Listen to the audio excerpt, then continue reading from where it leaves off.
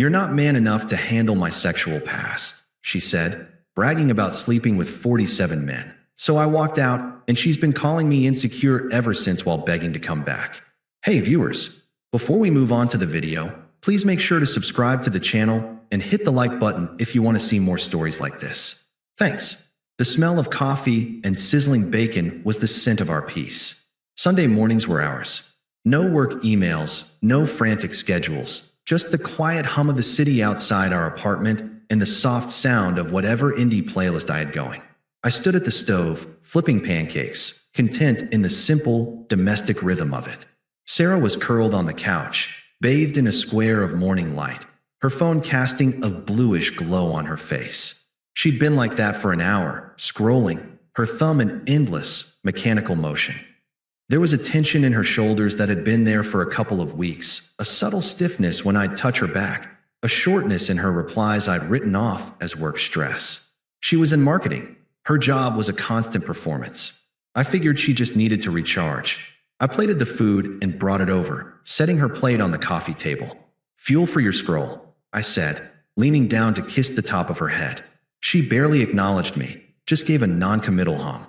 I sat in the armchair across from her, digging into my own breakfast. I loved these quiet moments. I thought they were the foundation of us. The loud, passionate stuff was for movies. This, the comfortable silence, the shared space, this was real. After a few minutes, she put her phone down with a sigh. "Miranda is having her birthday party at the Vanguard next Saturday. We have to go." The Vanguard, a pretentious, overpriced club where a bottle of water cost $15. I grimaced. Oof. That place is a wallet emptier. Can't we just meet them for drinks after? Somewhere a human being can afford to breathe. Her eyes flickered up to me, sharp and unamused. It's her birthday. We can't just meet them after. It's rude. I'm not being rude. I'm being practical, I said, trying to keep my tone light. We're saving for a down payment. A night at the Vanguard is a month's worth of groceries. It's just not a smart financial decision. That word again, she said, her voice dropping, losing all its warmth. What word? Practical. Smart. She said them like curses. Is that all you are? A spreadsheet with a pulse. The attack was so sudden, so venomous, it threw me. Where is this coming from? I'm just being responsible. What's wrong with being safe? With making sure we have a future? Safe. She let out a short, bitter laugh. God, you're so safe it's suffocating. You play life on the easiest setting. You have no edge, Alex. No fire. I felt my own defensiveness rise, hot and sharp. This wasn't about a party anymore. This was about me. What does that even mean? Because I don't want to blow $200 on cover charges and cheap vodka? What kind of edge do you want? Should I go rob a bank? Get into a bar fight? What? I was yelling now, my confusion curdling into anger. She looked at me, and for a second, I saw something terrifying in her eyes. Pure, undiluted contempt. It was like she was looking at a bug she'd found in her salad. A real man, she said, her voice low and precise. Each word a carefully aimed dart, has experience. He has stories. He knows how to handle a woman who's actually lived. You. She let the word hang in the air, a universe of dismissal in a single syllable. You're not man enough to handle my sexual past. The words didn't just land, they detonated. The air was sucked from the room. The cozy apartment, the Sunday morning peace, the future I thought we were building, it all shattered into a million silent, screaming pieces. I just stared at her, my mind a white-hot blank. I couldn't form a thought, let alone a sentence. She saw my speechlessness and mistook it for a victory. A smug, ugly little smile twisted her lips. She leaned forward, eager to twist the knife now that she knew it had found its mark. There were 47 of them, Alex. 47. She said the number with pride, like it was a high score. I lived a whole life before I settled down with you. I had adventures you can't even imagine. I've done things, been with men who had real passion, real danger about them. And you're just this. She gestured at me, at the apartment, at the half-eaten pancakes, encompassing my entire world in a single, contemptuous sweep. This. I was this. A placeholder. A bland, safe harbor after a storm of 47 adventures. The man she settled for. The calm that settled over me then wasn't peaceful. It was the dead, hollow silence at the heart of a detonation.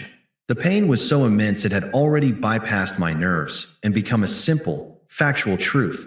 It was over. I looked at the woman I loved, the woman I'd planned to marry, and I saw a stranger. A cruel, small person who got her power from trying to break others. And without saying a word, I stood up and walked away from the table. The world had narrowed to a single, high-pitched tone in my ears.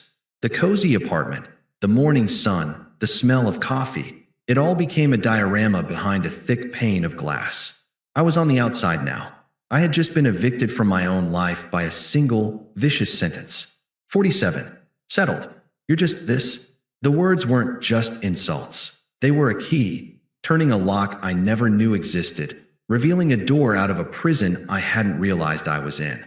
The pain was there, a white-hot brand searing my heart, but it was instantly cauterized by a clarity so cold it was almost peaceful. I didn't look at her. I couldn't. Looking at her would be to acknowledge the person I thought she was, and that person was a ghost. Instead, I looked at the space we shared. The couch we'd picked out together, the bookshelf we'd assembled, the photo of us on the beach. It was all just set dressing for a play that had just ended in the middle of the second act. I pushed my chair back from the table. The screech of wood on hardwood was the only sound. I walked past her, my movements fluid and deliberate, as if I were moving through deep water. I entered our bedroom, and went to the closet. My old, army green duffel bag was on the top shelf, buried behind spare pillows. I pulled it down, the dust motes dancing in the sunbeam from the window. I unzipped it. The sound was loud in the silence. Then, I began to pack. I wasn't frantic. I wasn't throwing things. This was an exhumation. I took my jeans, my t-shirts, my sweaters from the dresser we shared. I left the shirt she'd bought me for my birthday. I took my work suits from the closet. I left the silly tie she said made me look like a librarian. I was curating the museum of my own life, deciding what artifacts were truly mine. From the bathroom, I took my toothbrush, my razor, the cologne I'd worn since college. I left the fancy face cream she'd insisted I try, the shared bottle of shampoo. I was erasing my presence, molecule by molecule. I could feel her watching me from the doorway. Her smugness had evaporated, replaced by a confused stillness. Alex. Her voice was small. What are you doing? I didn't answer. I folded a pair of chinos and placed them neatly in the bag. My silence was a wall. She took a step into the room. Oh my God, are you seriously that insecure? It's just a number. I'm with you, aren't I? Her words bounced off the calm that encased me. Insecure. She was trying to frame my departure as a character flaw, a failure of my masculinity. It was the only script she had. I continued packing, adding my laptop and charger from the nightstand. Her confusion curdled into panic. You're really going to walk out? You're really going to leave because you can't handle that I had a life before you? Her voice rose, sharpening with disbelief. That's pathetic, Alex. You're being a pathetic little boy. Pathetic. The word hung in the air, but it had no weight. It was just a sound. I zipped the duffel bag closed. The finality of the zipper's rasp was my only reply. I stood up, slinging the bag over my shoulder. It was heavy, but it felt good. It was the weight of my freedom. I turned and finally looked at her. She was blocking the doorway, her face a mask of anger and dawning horror. She was waiting for a fight, for tears, for anything that would prove she still had power over my emotions. I didn't give it to her. My gaze was flat, empty. There was no anger there, no hurt she could use as a weapon. There was only a profound, unbridgeable distance. I saw the exact moment she understood. Her eyes widened slightly. This wasn't a negotiation. This was a conclusion. I walked towards the door. She didn't move, forcing me to brush past her. The brief contact made her flinch. I walked through the living room, past the cold pancakes, past the ruins of our Sunday morning. I didn't look back. I opened the front door and stepped out into the hallway. The last thing I heard was her voice, shrill and breaking. Fine. Walk away, you coward. You were never enough for me anyway. The door clicked shut behind me. The sound was soft, gentle even, but it was the loudest, most definitive sound of my life. It was the sound of a life ending, and another one, harder and quieter, beginning. The first few days were a numb, gray static. I crashed on my buddy Mark's couch. The duffel bag slumped in the corner like a corpse. I didn't cry. I didn't rage. I just existed. The number 47 played on a loop in my head, not as a point of pain anymore, but as a puzzle. What kind of person keeps count? What kind of person uses it as a cudgel? The more I turned it over, the more the weight shifted from my shoulders to hers. It wasn't a trophy, it was a ledger, a record of emptiness. I blocked her number, her socials, every digital tether. It wasn't an act of anger, but of surgery. I was cutting out a necrotic limb to save the body. Her first attempt to suture the wound came a few days later, a text from an unknown number that could only be her. Unknown. Alex, I'm sorry. I was mad and I said something stupid to hurt you. You're overreacting. Can we please talk? I read it. My heart a dormant volcano. Overreacting. She was still framing my departure as a hysterical response, a flaw in my programming. She wasn't sorry for what she said. She was sorry I'd called her bluff. I deleted the message and blocked the number. A week later, a voicemail landed on my work phone. She must have looked up the main line. Okay, fine, I get it. You're hurt. Her voice was tight, strained. But you walking out just proves how insecure you are. A confident, secure man wouldn't be threatened by a number. He'd be proud he was the one I chose. Your insecurity is what's pathetic, not me. Call me back. Insecure. Her favorite weapon. But the blade was dull now.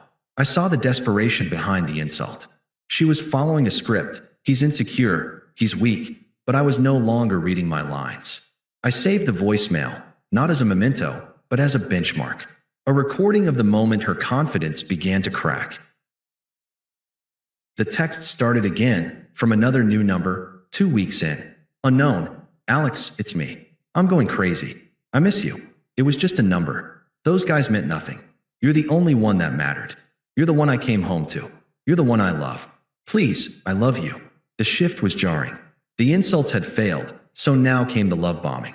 The nothing she'd bragged about was now a nothing she expected me to forgive.